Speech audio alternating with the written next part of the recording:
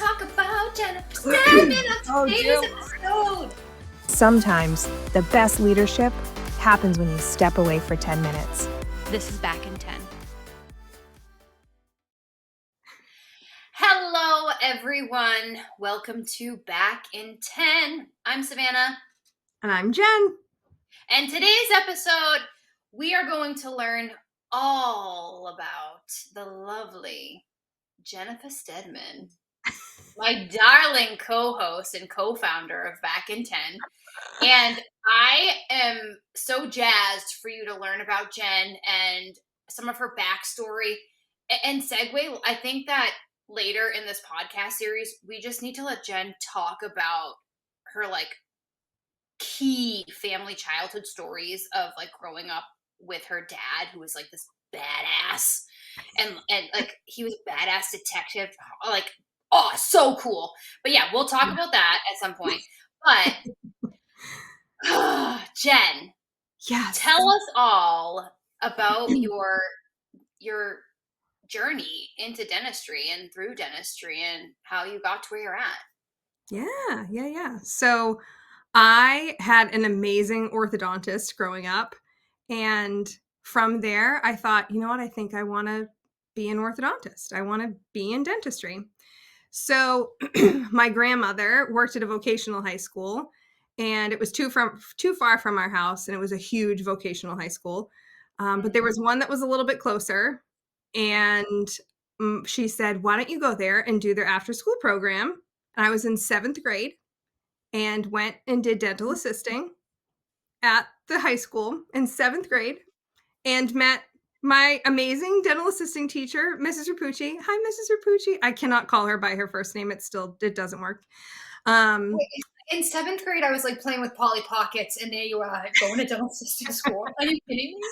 Yeah, so we just did it it was an exploratory thing after school. It was just like a camp type thing that they did. And then I was accepted there freshman year, school choice. So I wasn't in that area. So my dad drove me every single day to the school until I had my license and went into dental assisting. And my senior year, I went to a local community college to take classes there. And I decided I wanted to go into hygiene school. So I went to Forsyth School of Dental Hygiene in Boston, part of Mass College of Pharmacy, and got my bachelor's at that point. And I graduated in 2008 when there were no hygiene jobs. There were none, right, because of the recession. And I temped for a while. I did a lot of pedo temping.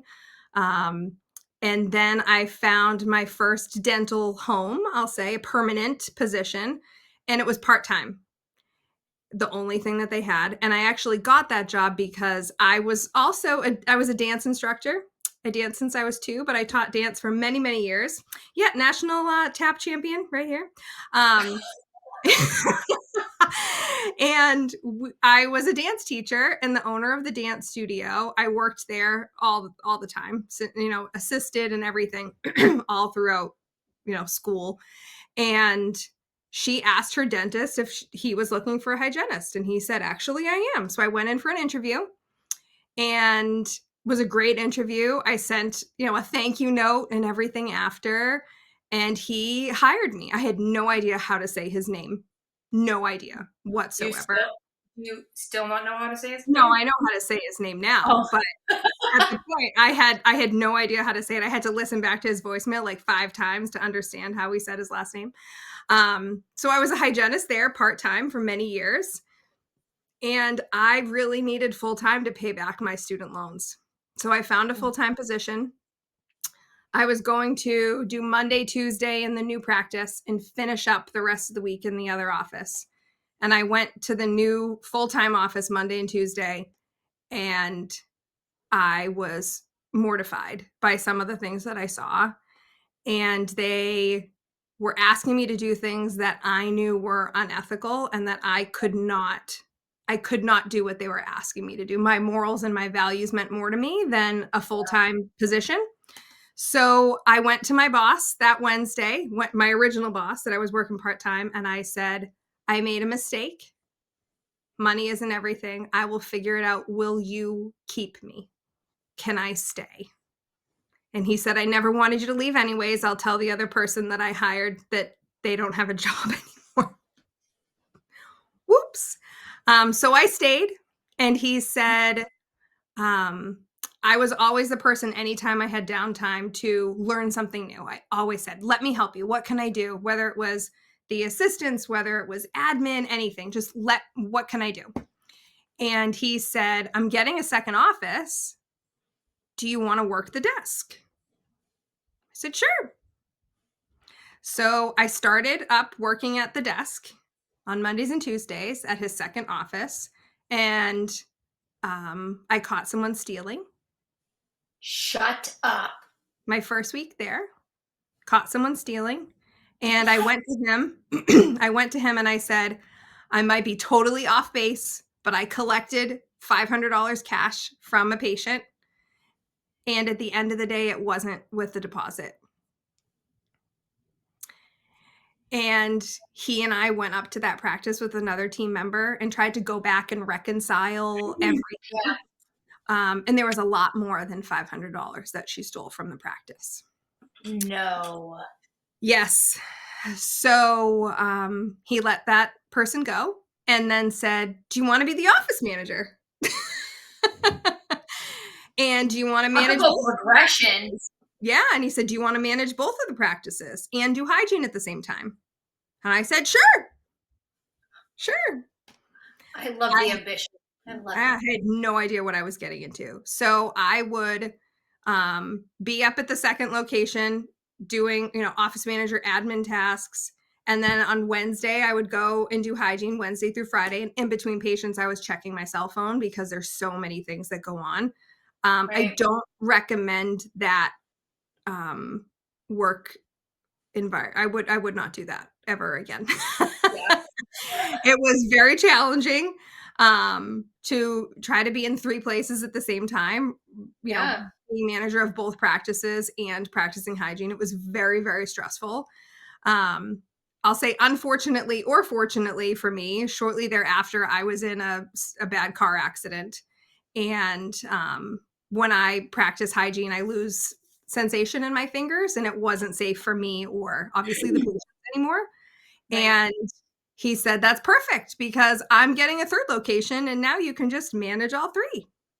So I hired someone to take over all of my patients in in doing hygiene and started a brand new practice and flipped it, double production collection essentially in 2 years. We sold that practice, built a practice, a startup de novo practice, and acquired a practice the same month that I had my first child. All right. There is ambition and then there's pure crazy. Yeah. Well, I didn't choose the timing of the practice transition. So I'm the crazy person. I was processing payroll while I was in labor. Yeah. I remember asking him, I need an epidural because I need to process payroll. Like that. Oh my God. That was me. And yeah. And then from there, we had 4 offices. Then we sold to a DSO. So then I was director of mergers and acquisitions and team development. And then I was director of operations and then VP of operations. So we had 17 practices, north of Boston, and then down on Cape Cod. And I had, regional managers, HR, practice managers, and the teams that all reported to me, which was an unbelievable experience. Love all of those team members so much. They really had faith in me while sometimes I didn't even know or understand what I was doing, and learned a lot and took a lot of continuing ed and training and coaching on communication and how to have difficult conversations and just how to be the best leader that we can be in the moment, because you can never be a perfect leader. You can't be the best leader. You can just be the best one that you can at the time. But there were a lot of challenges a lot of Yeah. challenges, right? We were trying to sell the business as well while we were doing it. So with private equity and going through a lot of that, the sale process and everything there. But yeah, mergers and acquisitions and acquiring practices and doing due diligence on practices. And there's so much that we can talk about in the future. Yeah, but a little bit about me. And then, I was crazy enough to say, hey, why not? Started the yeah, and actually I was really crazy because that's when I also started the study club. Mm-hmm. And a few years ago, I started Steadman Onboarding Solutions and help to hire the right team members to fit the culture and the practice and help them through those crazy transitions of onboarding new team members, onboarding doctors, transitioning your practices, everything. Like practice leadership just looks so different when you transition. If someone's retiring, what do you tell your team, right? There's so much that goes into it. So I've been fortunate to work with some really great clients through that too. So and my husband pushed me to do that. So very fortunate to have the support, and you pushed me to do that too. So you just I So knew you could do it. I mean, compared to Dom. Hi, Dom. I mean, Dom's Jen's husband. Yeah, no. I was the friend push of like, woman, you're gonna do this because you can. I mean, you all just heard everything this woman can do, right? Like starting a business for her is just like a peanut. Like she's like, no, I can do that in my no, sleep. This is no, why so many people look up to you. Girl, be humble in this no. moment because it is so true. Yeah, but It's you know so what though? true. I'll say I questioned myself a lot. And there were times that I would sit at this desk and just cry and said, Oh yeah. I can't I do mean, I this. cried There's 20 minutes no ago. way I What's can do this. Literally, Dom came home so my husband's a teacher. He came home from work one day and said, get up for a second. I need to do something on your computer. And I was like, I'm in the middle of something. You cannot sit at my computer. He said, get up and I need to put something on your computer.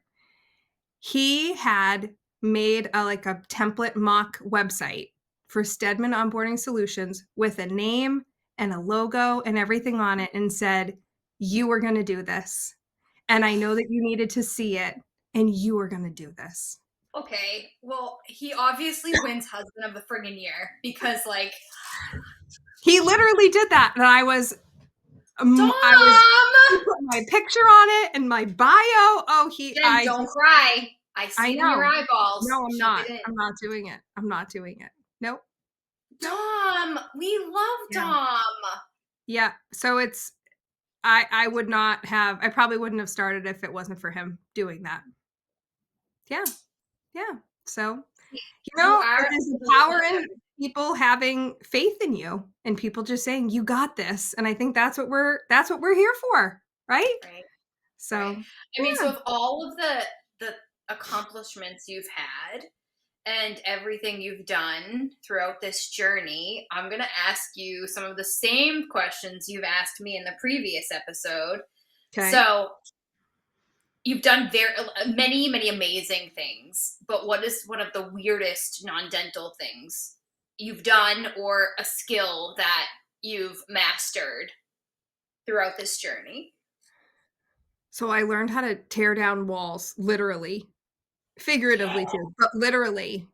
So when we got one of the offices, day one, literally day one, the only toilet overflowed with caca all in the hallway, in the foyer. No joke. You would open up the front door and there was just caca all over the floor. And got You're to so the much more extent politic that, than me. oh yeah, but it overflowed into the closet that was in the bathroom that had the server in it. Girl, okay? Hold on. Wait, Yep. wait. So, Yep. Hold okay. on. So the server is in a like under a stairwell with a shower curtain over it, like in a nook, I'll say, in the bathroom. The only way to access the server was through the bathroom. So I was on my hands and knees in the bathroom, Oh my God. trying to lift up the server right in the closet. And With caca. And with caca, and a man walked in to use the toilet while I was in there on my hands and knees trying to lift the server and like get it up off of the floor. So I remember calling my boss and said, "Are you okay with me breaking a wall down today?" And he said, "You just do whatever you need to do." So there was a closet like in the waiting room behind it that connected to it, but there was a wall in between. So I was like, screw it. So I took all of the stuff, all the supplies out of the closet. I ran down to the hardware store and got a sledgehammer and knocked it down. And made it so the entrance to the server room was from the reception area and not from the Johnny. So yeah, I can just break down walls. You just do it. You figure it I out. have so many questions. I mean, okay, first of all, let's talk about security for a second, right? So this practice, thank God you acquired this practice, number one. Like the server holding the patient records was in ma'am. a toilet room behind a curtain. Yes. A shower curtain on a little curtain rod. Was it decorative? I mean, like, was it? I'm kidding. Totally No. fucking with you. No. I No, so many. So yep, so we fixed that. Yep. So we fixed that the first day. And Roto-Rooter came out. It was a tree limb that had grown into the pipe. So we fixed it. It was fine. But that it was was fun. that was the first day that we were in that office when we acquired it. Oh, I mean, yeah, when it rains, it pours, but like, when it rains, it oops for you. Like, yeah, I know. No, literally, quite literally. Yeah. Wow. Okay. That is, you really are Superwoman. Like, no, no you just gotta joke, have, like, you just need the right tools. That's all. like, you're the superhero that has the cape and the plunger and the sledgehammer and the hard hat. Actually, you know what? Do you have a picture of you hammering this wall down? No. Dude, my phone would have been so nasty. How do you think I'm gonna hold that? I mean, I would have, if I was with you, I would have documented the whole thing for you. Well, because clearly you would have. Yes, I'm well aware. we would have. You got this. You got this. Yeah. Yeah. That's why I love you. It's okay.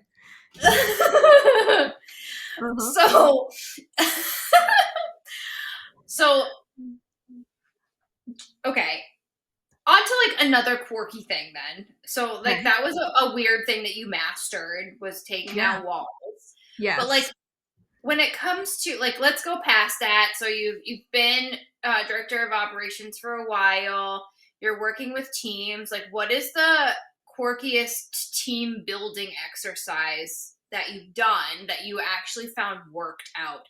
And you were like, oh crap, I can't believe that this actually did something good for them. I think you actually know this one because I've told you this before. So I had team members that had challenges with their tone. So the way that they communicated with each other, it's not just what you say, it's how you say it. So I had this exercise all ready to go in our team meeting. It's actually in the same office, which is funny. And we sat in the reception area all together, and I had written down I should do this. I had it written down like on a piece of paper, 2 letters. And I said, I'm going to hold this up and I want you to say this word with the tone of excitement, and then with a tone of disgust and a tone of like questioning, all different things. And the word was O-H. So we said, say it excited. Oh, right? Or, oh. So the entire team went around and said this together in different tones. Oh. Well, I forgot that. Exactly. So with anything in practice management, we try to utilize the time as best we can. So the operatories were not being used because we had a team meeting. So I had someone doing maintenance on one of the operatories.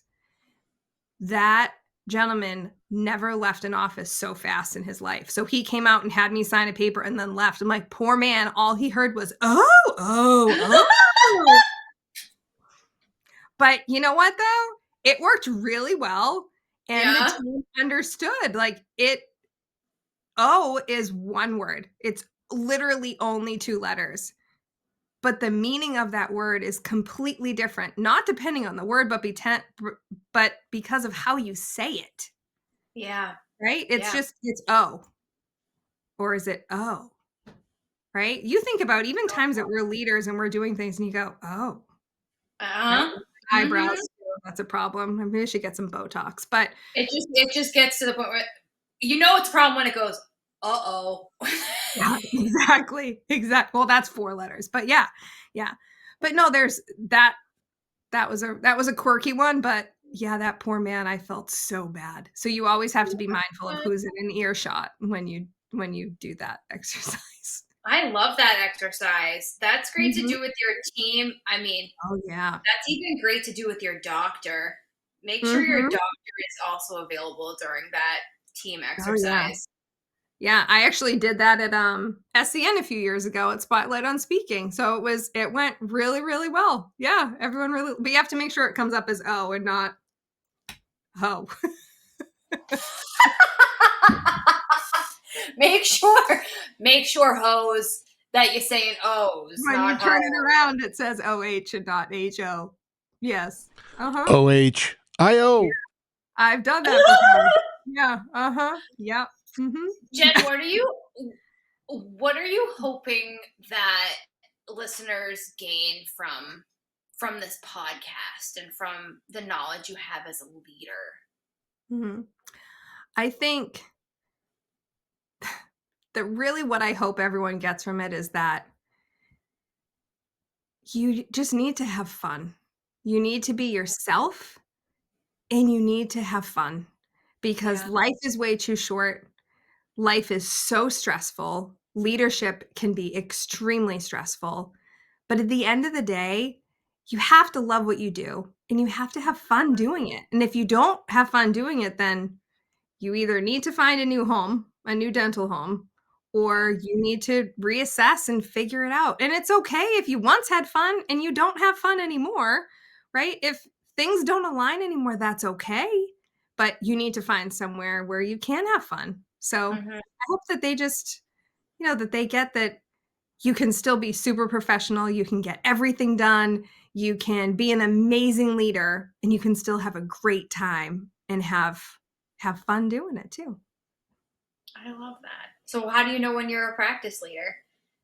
Well, you Oh, know you're a practice leader when blank. oh. You know you're a practice leader when poop hits the fan. Caca hits the fan. And you are the first one that runs to it. And Honestly, go to those wafting snit. yeah, Bring it in. but I think not just when you're the first one that runs to it, but when you turn around and your entire team is there with you. Because if you're the only one running, you're a manager. Yeah. If you are the first one, but everyone is right next to you or right behind you, then you're a leader. Oof, I just got goosebumps. Okay, girl. Whoo! Man, way to right before clocking out to leave it on a good cap. There you go. So is that time? We're signing off, I think, for today, Yeah, right? Clocking out. Yeah, clock out. We'll BRB soon, gang.